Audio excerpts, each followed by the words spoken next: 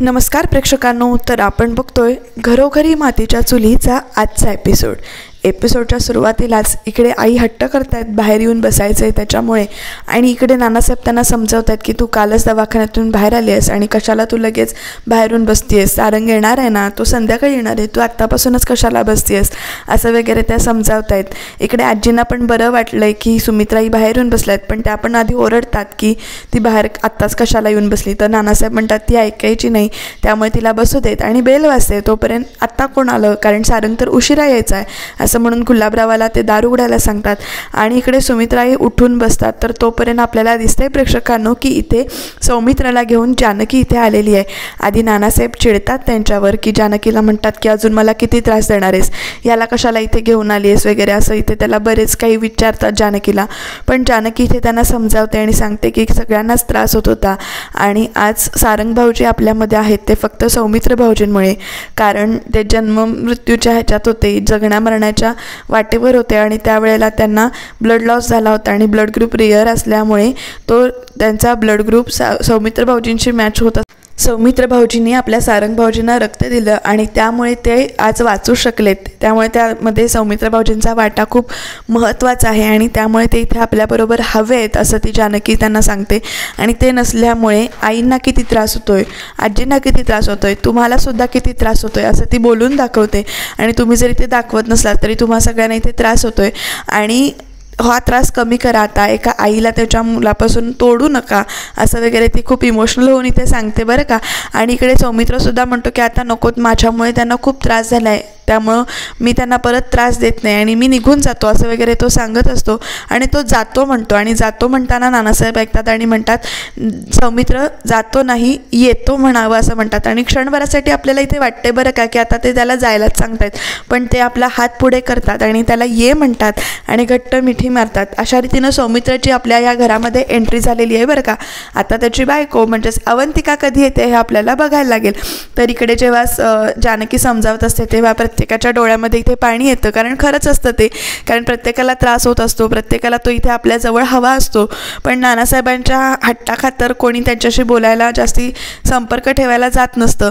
तुमच्या बाबतीत कधी असा प्रसंग झाला आहे का ते तुम्ही कमेंटमध्ये नक्की सांगा. पण इकडे सौमित्र जात असताना ते जे वाक्य म्हणतात ना, जातो नाही येतो म्हणावं, हे वाक्य आपल्या घरातली मोठी माणसंसुद्धा आपल्याला कायम सांगत असतात. तुम्हीसुद्धा असं तुमच्या आजीनं किंवा तुम्हाला असं तुमच्या आईनं वगैरे सांगितलं आहे का ते कमेंटमध्ये नक्की सांगा. आणि शेवटी बरं का सौमित्र इथे या घरामध्ये आलेला आहे. आता ऐश्वर्या नेमकं काय करते ते पण आपल्याला बघण्यासाठी चॅनलला सबस्क्राईब करायला लागेल बरं का तुम्हाला, कारण नवीन नवीन ऐश्वर्या डाव करणारच आहे. तर बघूया आता पुढे काय काय होतं आहे ते. तर इकडे नानासाहेब सौमित्राला हाक मारतात आणि ये म्हणतात, मिठी मारतात. प्रत्येकजण इथे त्याच्याजवळ जाऊन मिठी मारून त्याच्याशी बोलत असतो. नानासाहेब स्वतः त्यांना मिठी मारतात, शांत करतात. मग आई त्याच्याजवळ जातात, किती दिवसांनी दिसलायस तू, किती दिवसांनी घरी आलायस, तू कसा आहेस, बरा आहेस का वगैरे इथे सगळेजण विचारतात. आजीसुद्धा त्याच्याजवळ जाते, विचारते तू बरा आहेस का वगैरे. आणि अशा प्रकारे सौमित्राची एंट्री झालेली आहे. आणि नंतर सगळीजणं वाट बघतायत ती आपल्या सारंगची, कारण सारंगलाच डिस्चार्ज मिळणार होता, त्यामुळे सगळेजण नंतर आवरून इथे येत आहेत. जानकी सौमित्र आत आल्यानंतर देवाला साखर ठेवायला जाते, कारण आज एका आईला तिची सगळी मुलं परत मिळतात. आणि सुमित्राईसुद्धा असं म्हणतात बरं का की आज माझी सगळी मुलं माझ्या जवळ आलेली आहेत वगैरे असं त्यांनी इथे म्हटलेलं आहे. त्यामुळं एक पॉझिटिव्हनेस दाखवला आहे त्यांनी इथे. आणि मग त्याच्यानंतर इथे जानकी देवाजवळ जाते, साखर ठेवते देवाला. हे जे काही त्यांनी दाखवलं आहे की सौमित्र सगळ्यांना मिठी मारतो, आई रडतात, सौमित्राई रडतात, आजीसुद्धा, आणि एक आनंद अश्रू दाखवलेत. हा खरंच इमोशनल सीन होता, जरासा बघताना थोडंसं पाणी आलं. तुमच्याही डोळ्यात पाणी येतं का असं इमोशनल सीन वगैरे बघताना? आणि हे जे काही एकत्र आलेत सगळे ते खूप छान वाटतंय. अशीच ती एकत्र राहू देत, कारण गोफ विणू दे असं त्यांनी म्हटलं आहे, नातं चांगलं टिकू दे असं त्यांच्या गाण्यातच आहे. त्यामुळे आता प्रत्येकजण इथे प्रार्थना करतोय की सगळे एकत्र राहू देत. आणि इकडे जानकीसुद्धा खुश झाले आणि ती नंतर देवाला साखर ठेवायला जाते, देवाचे आभार मानायला जाते, कारण ह्या सगळ्यामध्ये देवानेच तिला बुद्धी दिली, वाचवलंय, तारलंय सगळ्यांना असं तिला वाटतं. आणि नंतर सारंगची सगळी वाट बघतायत की सारंग आता घरी कधी येईल. नानासाहेब समजावत आहेत की तू इतकी धावपळ करू नकोस, ऋषिकेश घ्यायला गेलाय ना त्याला, तो येईल आता. तर इकडे सारंगची एंट्री झालेली आहे. असं बघताना खूप वाईट वाटतंय सारंगला, पण ठीक आहे, तो हळूहळू बरा होईल, खूप मोठ्या ॲक्सिडेंटमधून आलाय. तर लगेच सारंग आल्यानंतर सुमित्राईसुद्धा इमोशनल झाल्यात. सारंग आलाय म्हणून त्या उठून येत आहेत, त्याच्यावरून पायावर पाणी घालतात, भाकर तुकडा ओवाळून टाकतात. तो पण सांगत असतो की जन्ममृत्यूच्या फेऱ्यातून मी इथे परत आलोय वगैरे, मी जगलोय असं तो आईला सांगत असतो. आणि सगळे त्याला इथे धीर देत असतात की आता असं निगेटिव्ह बोलू नको वगैरे. आणि भाकर तुकडा ओवाळून टाकल्यानंतर तो असा छान हसतो, प्रेम माया करतात सगळे त्याच्यावर.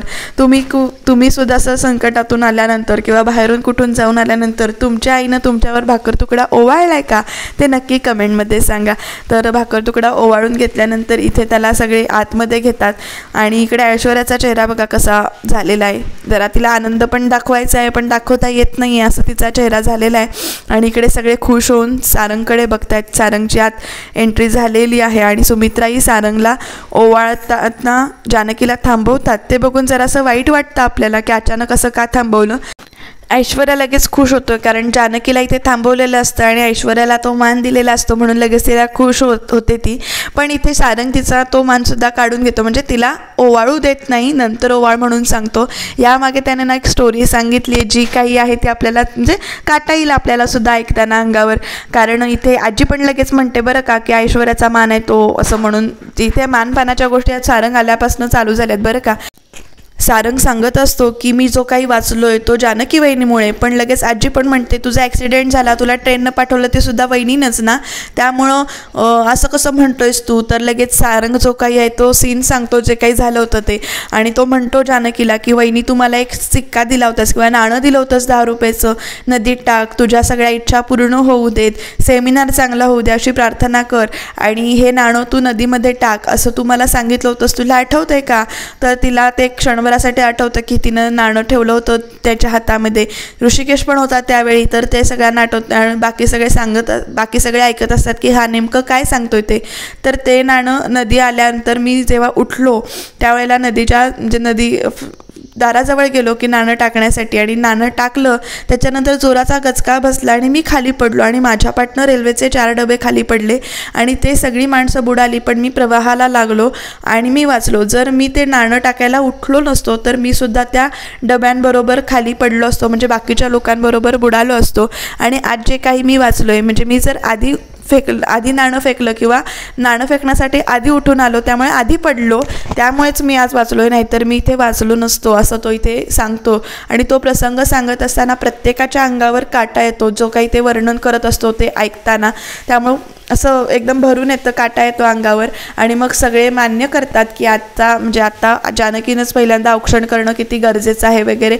आणि जानकी जेव्हा औक्षण करायला जाते तेव्हा ती ऋषिकेशला सुद्धा म्हणते की ऋषिकेशने आज दिवसभर वणवण केली, तुम्हाला शोधण्यासाठी प्रयत्न केला, त्यामुळे आज माझ्याबरोबर ऋषिकेशनं सुद्धा इथे तुम्हाला औक्षण करणं गरजेचं आहे असं ती सांगते. आणि तो जो काही प्रसंग सांगताना ते काही रेल्वेचा आवाज किंवा रेल्वे जी काही दाखवली ते खरंच भयानक होतं चित्र. प्रत्येकाच्या चेहऱ्यावर इथे भीती होती, प्रत्येकाच्या चेहऱ्यावर इथे टेन्शन होतं की नेमकं काय झालं असेल वगैरे. कारण सारंग ते सगळे डिटेलमध्ये सांगत होता नेमकं काय झालंय ते.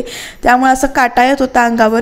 तुम्हाला सुद्धा असा काटा आलाय का असं किंवा जाणवलंय का, असं भीती वाटली आहे का ते कमेंटमध्ये नक्की सांगा. प्रत्येकाच्या चेहऱ्यावर इथे असं बापरे असं हे होतं आणि प्रत्येकजण इथे रडतोय. नानासाहेब शेवटी म्हणतात ही सगळी ईश्वराची करणी आहे, देवाची लीला आगाध आहे. कारण जानकीला बुद्धी होणं ते नाणं द्यायची आणि ते नाणं टाकायची, सारंगला बुद्धी होणं म्हणजे ते आठवणीत ठेवून सारंग ते नाणं टाकायला फलाटाजवळ जाणं आणि नंतर ते सारंग वाचणं, हा सगळा एक योगायोग आहे आणि ही सगळी देवाची लीला आहे असं नानासाहेब इथे सांगतात. आणि प्रत्येकजण ह्या गोष्टीला मान्यता देतात की ही गोष्ट सगळी जे काही घडलं आहे तो योगायोग आणि देवाची लीला आहे असं प्रत्येकजण इथे मान्य करतात. आणि मग नंतर सगळेजण सारंगला औक्षण करतात, म्हणजे जानकी आणि ऋषिकेश सारंगला औक्षण करतात दोघंजणं मिळून. इथे सौमित्रला सुद्धा घ्यायला पाहिजे होतं असं मला वाटतं, कारण त्याने सुद्धा वाचवलंयच ना एक प्रकारे की रक्त देऊन त्याने वाचवलं आहे, त्यामुळे त्याने सुद्धा इथं घ्यायला पाहिजे होतं. पण ठीक आहे, या दोघांनी मिळून इथे औक्षण केलं आहे. तो जो काही औक्षण करतानाचा हे होतं ते बघून खरंच बरं वाटत होतं. पण इकडे ऐश्वर्याचा चेहरा मात्र इथे कायम पडलेला दाखवला आहे बरं का प्रेक्षकांनो.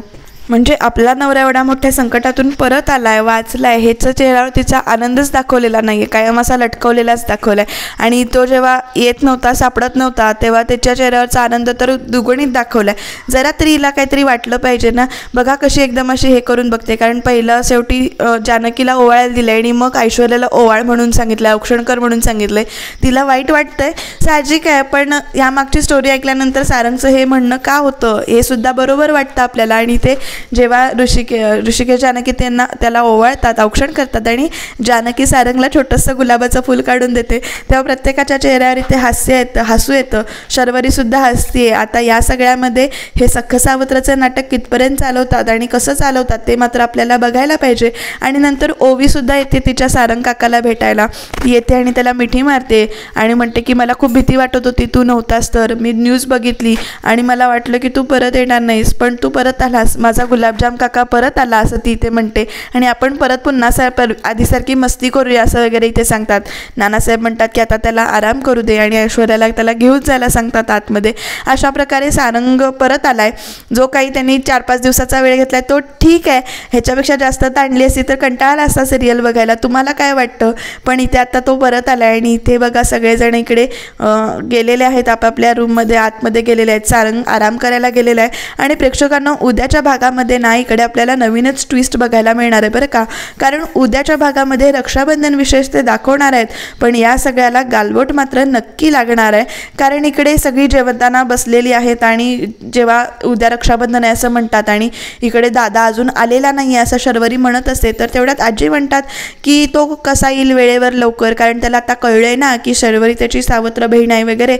असं सगळं याला गालबोट लावलंय आणि इकडे प्रेक्षकांना आपल्याला नवीनच बघायला मिळते. नवीन ट्विस्ट आणलाय त्यांनी, कारण इथे ऋषिकेशच्या डोक्यात कुणीतरी काठी मारलेली दाखवली आहे आणि या सगळ्यामुळे तो वेळेवर पोहोचणार नाही आहे असं आपल्याला दिसतंय. पण इकडे आजी त्याला वेगळंच गालबोट लावते आणि हे नेमकं कुणी केलं, नक्कीच याच्या मागे ऐश्वर्याचा हात असण्याची शक्यता आहे. त्यामुळे हे कुणी केलं आणि का केलं, ऋषिकेश पोचतो का रक्षाबंधनला लवकरात लवकर, हे जाणून घेण्यासाठी तुम्ही चॅनलला सबस्क्राईब करा. बिचारी शर्वरी आजीनं ते म्हटल्यावर तिचा चेहरा असा एकदम इमोशनल झालाय, पण बघूया काय होतंय.